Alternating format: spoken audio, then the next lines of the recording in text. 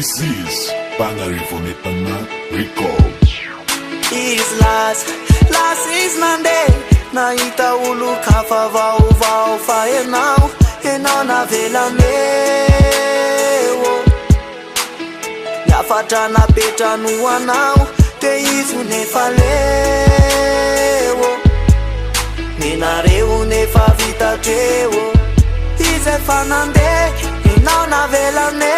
Izy any falifaly fenao antitomany malahelo de ferana taloha. Tomane mitomany sady te amoy fo. Malahelo de ferana taloha.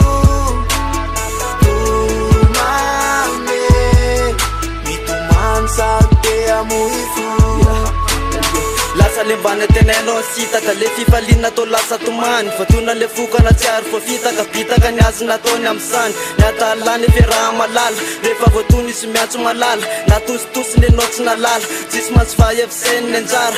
Asa taraina vazainy tantara fa leo misy hiala raha totsy tamany. Inao ngena naza fa tsy mba nenony efa de olo-kafa nomeno ny fony. Efa ndray androany sambola tsarony le ranomasinao io osoloany ka dio le fitiavana zay ny lotony.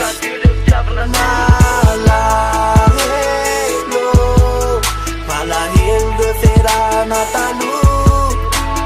Tomane mitomany sady te amoy fo.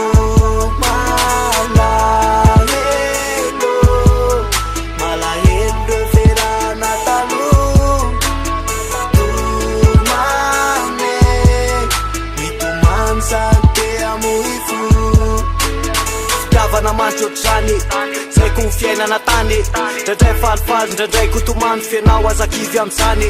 Fitio mamely fitio mamono mitsabo ary ko makarary. Tatiavo olo-kafa mahaiza manolo mangina fa aza tomany. Malahelo de ferana taloha. Tomane mitomany sady te amoy fo.